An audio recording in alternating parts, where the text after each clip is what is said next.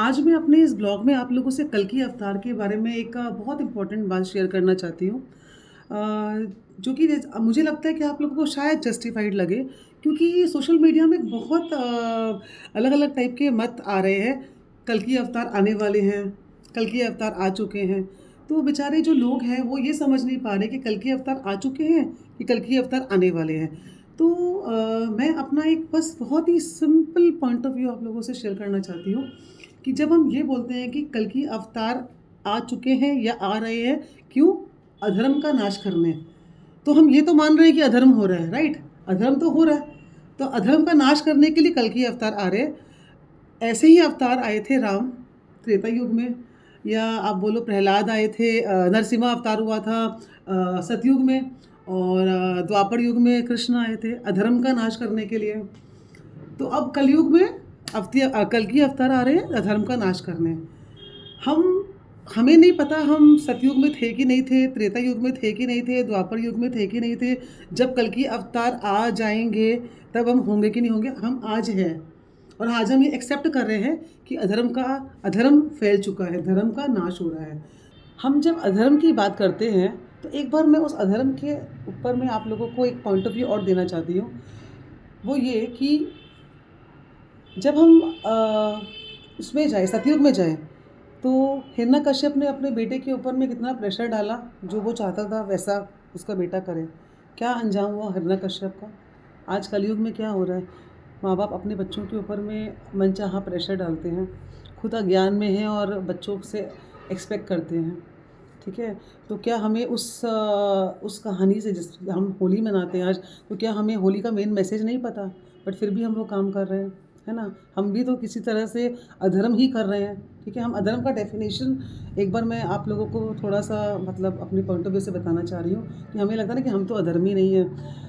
अगर हम राम जी का एग्जाम्पल लें, जिनको हम आज पूजा करते हैं, क्या था राम जी का मैसेज जब उनको अगले दिन राज्याभिषेक होना था, पर उनके पिता के बोलने पर उन्होंने 14 साल का वनवास स्वीकार किया। पर क्या आज कलयुग में हर इंसान पैसे के पीछे नहीं भाग रहा है? जो राम का भक्त है, क्या वो पैसे के पीछे नहीं भाग रहा है? क्या वो अपने फादर को वैसा रिस्पेक्ट देता है जो राम जी ने अपने फादर को दिया था? तो क्या ये अधर्म नहीं है?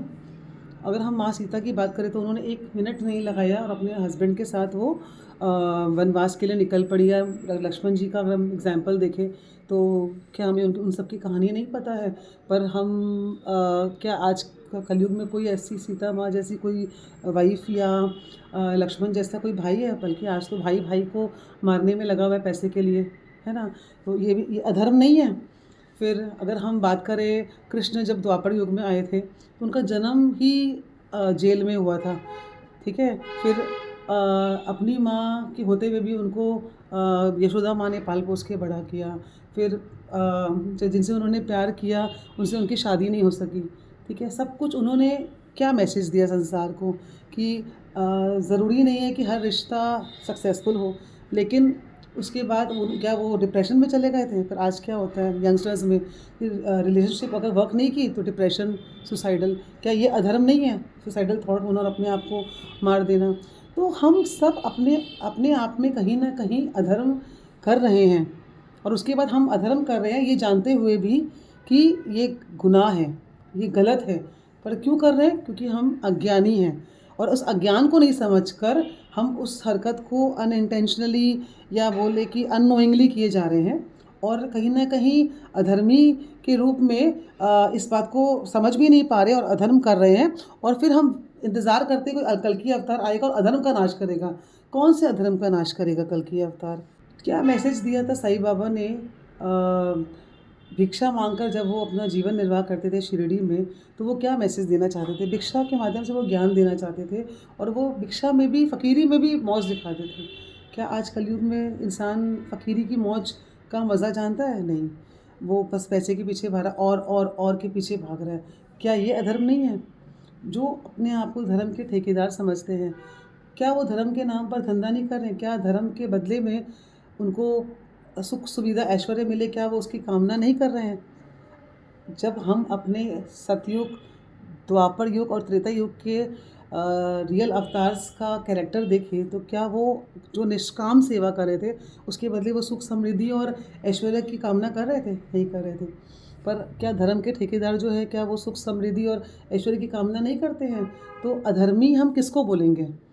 उन लोगों को जो आए थे अवतार लेकर, या हम अपने आप को? हम उनको तो नहीं बोलेंगे क्योंकि उनको तो हम भगवान मानते हैं, पूजा करते हैं, क्योंकि हमने हमने एक्सेप्ट किया कि उन्होंने अपना जो चरित्र है उसको इस तरीके से हमारे सामने प्रस्तुत किया कि वो पूजनीय है। तो क्या हमारा चरित्र पूजनीय है? तो क्या हम अधर्मी हैं कि हम धर्मी हैं? ये हमें डिसाइड करना पड़ेगा। तो फिर क्या हम ये बोलना चाहते हैं कि हमारा ही विनाश करने के लिए कल्कि अवतार आ रहे हैं?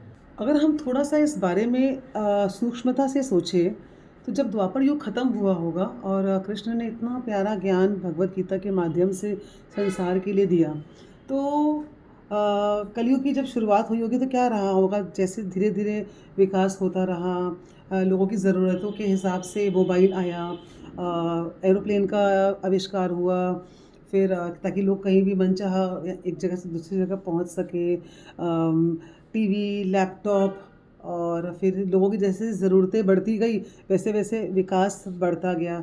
जैसे-जैसे विकास बढ़ता गया लोगों की एक्सपेक्टेशन बढ़ती गई लाइफ से, रिश्तों से। तो हम अभी मैंने जैसे बोला ही कि expectation from family members to their kids, या फिर इनफैक्ट बच्चों का भी एक्सपेक्टेशन अपने पेरेंट्स से बढ़ता गया, रिश्तों में एक्सपेक्टेशन बढ़ा, परिवार की ज़रूरतें बढ़ती गई।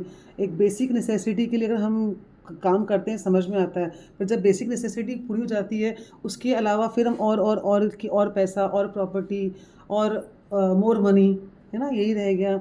उसके बाद फिर धर्म के नाम पर भी, है ना, व्यापार होने लगा। जो धर्म के ठेकेदार है वो सुख समृद्धि और ऐश्वर्य की तरफ आकर्षित होते रहे। हम जब ये बोलते हैं कि कल की अवतार आएंगे, कल की अवतार आएंगे, क्या हम ये भूल जाते हैं कि जो कृष्ण आए थे, या जो राम आए थे, या जो भी आए थे, साईं बाबा आए थे, जितने भी अवतार आए थे, आज वो नहीं है? क्या वो आज नहीं है? वो है आज। उन लोगों ने जब अवतार लेकर जन्म लिया था संसार में, तो उन्होंने हमें जो मैसेज दिया था, क्या वो मैसेज आज ज़िंदा नहीं है? है वो ज़िंदा। वो मैसेज भी है, वो भी है। हमारा विश्वास होना चाहिए। पर हम अपने उन अवतारों को सिर्फ़ एक मूर्ति के रूप में पूजा करते हैं।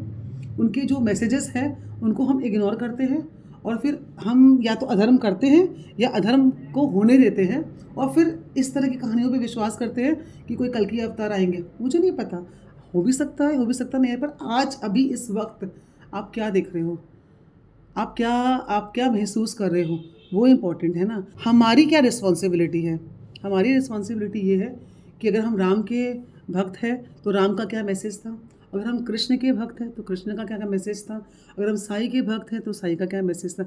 उस मैसेज को आज अभी इस वक्त अगर हम अपने जीवन में उतार लें कि सब एक है ना, सुख दुख लाभ हानि मान अपमान सब एक समान है, जो कुछ भी हमारे साथ हो रहा है वो सब हम लोग की डेस्टिनी में लिखा हुआ था, हमारे पुराने कर्मों का फल है, जिसे हमें सहजता में एक्सेप्ट करना है। अब हम अगर सहजता में एक्सेप्ट नहीं कर पाते हैं तो ये इसमें हमारी कमी है। तो हर इंसान अब अगर इस बात को एक्सेप्ट करे कि अधर्म के लिए कोई और ज़िम्मेदार नहीं है, हम खुद ज़िम्मेदार हैं, और उस अधर्म का हम वो अधर्म क्यों कर पा रहे हैं? क्योंकि हम अज्ञान में हैं, है ना? अगर हम अज्ञान में हैं तो हमसे अधर्म ही होगा। अगर हम अज्ञान में हैं तो हम अंधेरे में ही रहेंगे। तो क्यों ना हम एक बार के लिए, ये कल्कि अवतार आएंगे, सब कुछ नाश करेंगे, जो हम ही नाश का कारण बन रहे हैं, हम क्यों ना अपने आप पर एक बार वर्क करें और एक बार अपने लाइफ में उनको पॉज करके, जो जिसको भी मानता है, चाहे राम को मानते हैं, चाहे कृष्ण को मानते हैं, चाहे साईं बाबा को मानते हैं, चाहे जीसस को मानते हैं, या आप अल्लाह को मानते हैं, या आप गुरु नानक जी को मानते हैं, जिसको भी आप मानते हैं, एक बार उनके मैसेज को समझिए कि वो क्या बोलना चाहते थे। वो अगर उनके मैसेज आपको समझ में नहीं आ रहे, आपके अंदर शांति नहीं आ रही है, एक्सपेक्टेशन फिर भी बढ़ती जा रही है, डिप्रेशन हो रहा है और सुसाइडल थॉट्स आ रहे हैं, तो कोई स्पिरिचुअल मास्टर को आप ढूंढिए जो आपको समझा सके। और जैसे कि मैंने बताया कि मैं भी आज मुझे भी जो ये ब्रॉड विजन मिला है, वो मास्टर जी को मैंने सुना, उनसे ज्ञान लिया, तब मुझे समझ में आया।